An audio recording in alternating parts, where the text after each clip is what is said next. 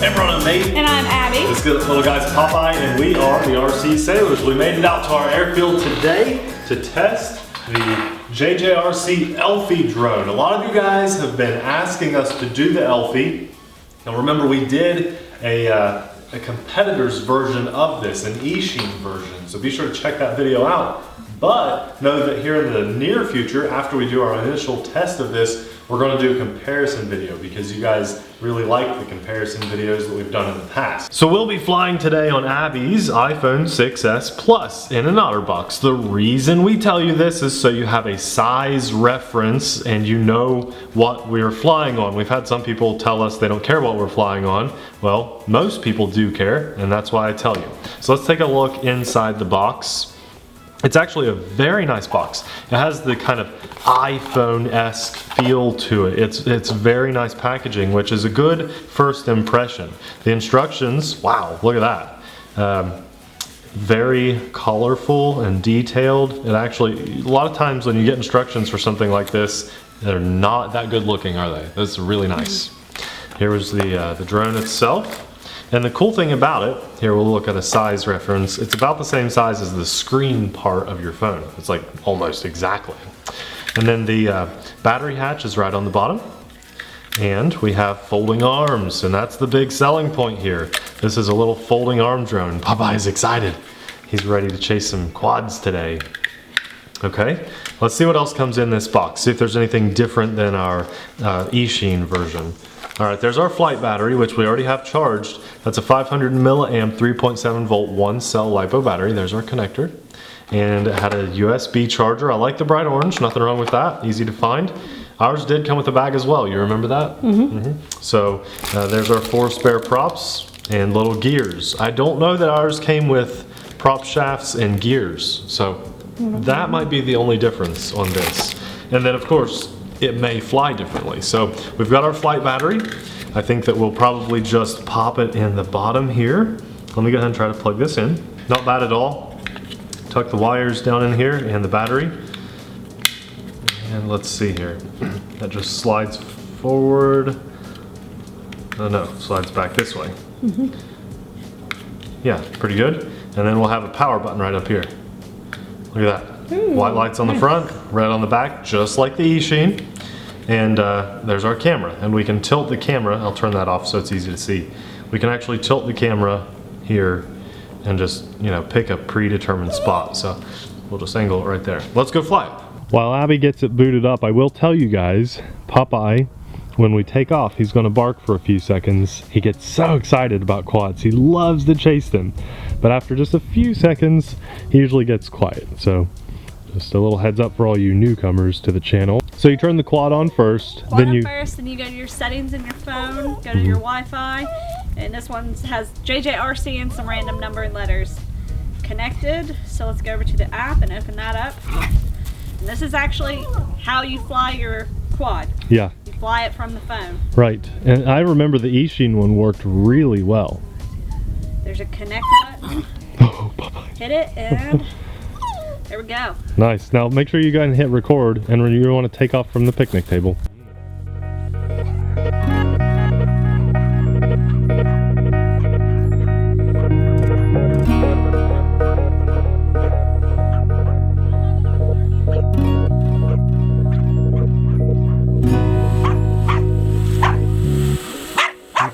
We have a slight breeze. May want to up it just a hair. Right, so it started automatically on 30%. The wind is getting it. Okay, now it's on 60. That's probably pretty good. Much better. Yeah. How's the FPV signal? I think it looks awesome. Yeah, it looks really good. There's no static or anything. Just trying to get used to how it flies. There's some yaw in the 60% rate. Here in a second, Nate will try out all the functions. I just wanted to... Sometimes I don't get to fly it because it runs out of battery. And I really liked how our last little drone like this flew, so I wanted to give it a shot. The altitude hold works really well. Yeah, it's doing a great job. But it is kind of it is getting pushed around a little bit, probably because of the wind. Yeah.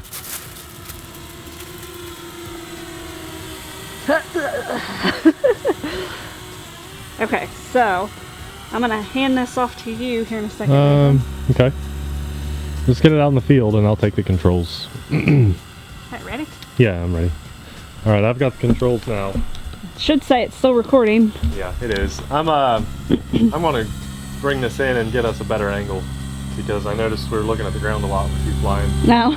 I'm just gonna try to land on the picnic table by going throttle down some and see if it'll do it. Yeah, it's really cool. You can hit motor stop, it'll kill the motors.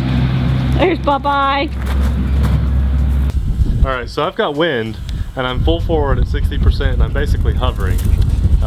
So that's a very strong wind. I'm going to bump up to 100% and we're cutting right through the wind now. No problem. Nice. So that was a big difference. Big difference.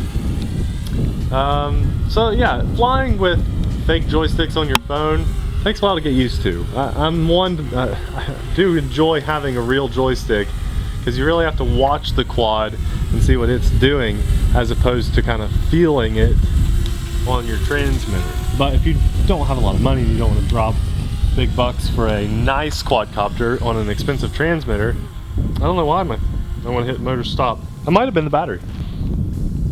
I don't know if it was the battery. It could have been throttle because I can't feel the throttle stick because there isn't one.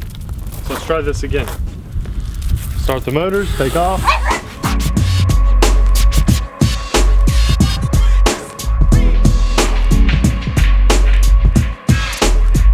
I could have just been pushing the throttle down and not realizing it, and I think that was the case. Alright, we've got to try a couple other functions. I don't think it has a, yeah it does. We've got a flip button, so let's go ahead and hit that. We'll get a little altitude. 360-degree button. Yeah, I see. There we go. Okay, we lost a lot of altitude on that flip. A lot of altitude. Wow. So far, I'm not as impressed with this one as the other one. Yeah, me too. Taking off from the airplane pad.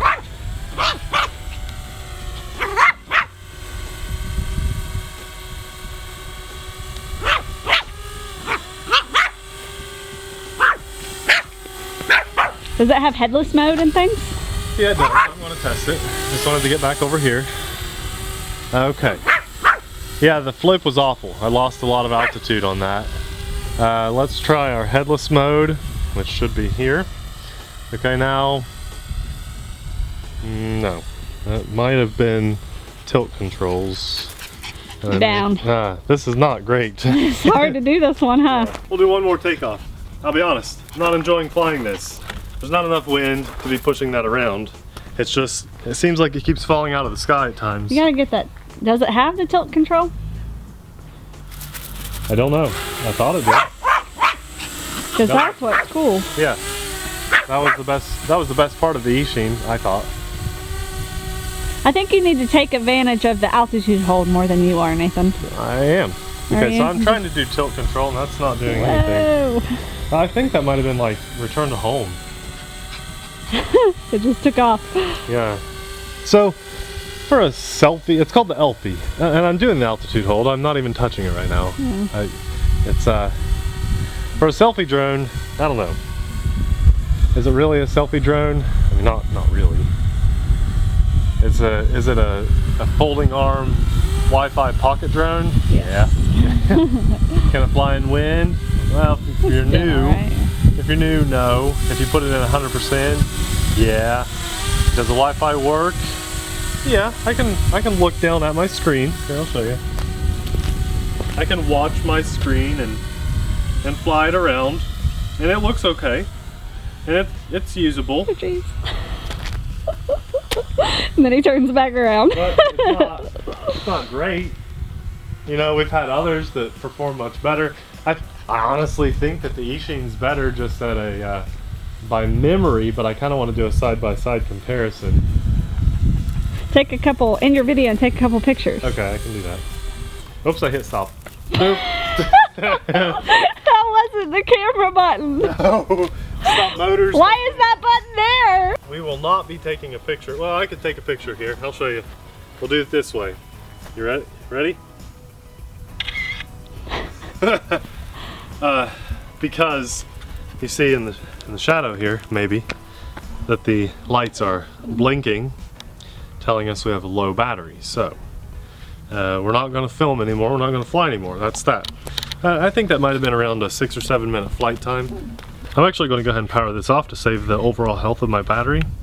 Just press that top button and then we can just close the app on the phone and turn it off. You know, one thing, the phone never asked if I wanted to allow it to save to my phone. Just getting to that, at the end of filming, okay. when you hit save for the very first time, it pops up and says, would you like this to access your phone? If you say yes, it'll save. If you say no, it won't save. Just keep that in mind when you're flying. I don't know about you, but I think the hardest thing about this Elfie by JJRC was the buttons had pictures, but the pictures really didn't make sense. I agree. And it was just hard to kind of navigate. I kind of agree with that.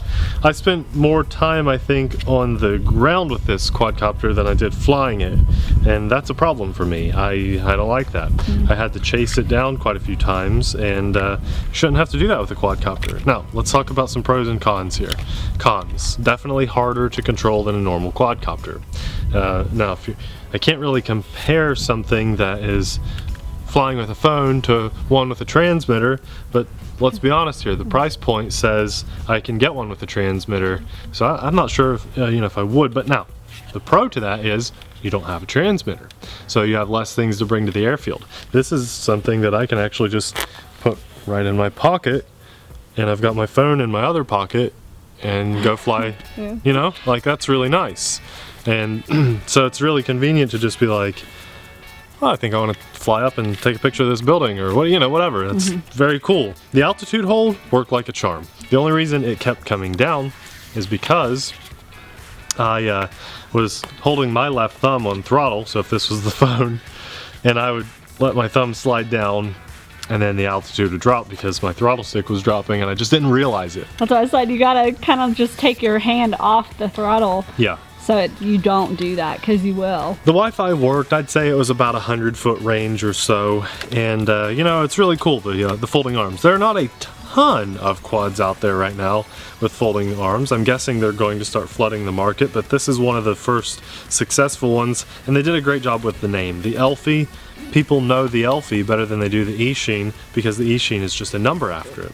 So marketing-wise, great job. It flies and it's cool, it's very unique, and if you're looking for something that's a folding arm selfie drone that flies with your phone, and I see no reason not to get this. It's fairly limited on functionality. The flips weren't great, the headless mode wasn't great. I didn't think, and I may be wrong, but I couldn't find it, there wasn't a mode that has the, what's it called, where you tilt your phone. Tilt mode. Yeah. To control it like the E-Sheen did. We didn't find it, but we are going to do a comparison video of the JJRC versus the E-Sheen. So be sure to subscribe so you can see when we post that. And we're going to have the competitor to this linked in the description box as well, because I think, or at least our video, because I think it'll be in the video that you can click. Maybe here at the end when our caption screen pops up. Right. Yeah. So thanks a lot for watching, guys. What do you think about this, especially compared to the E-Sheen? Let us know in the comment section below, and we will see you guys in the next video.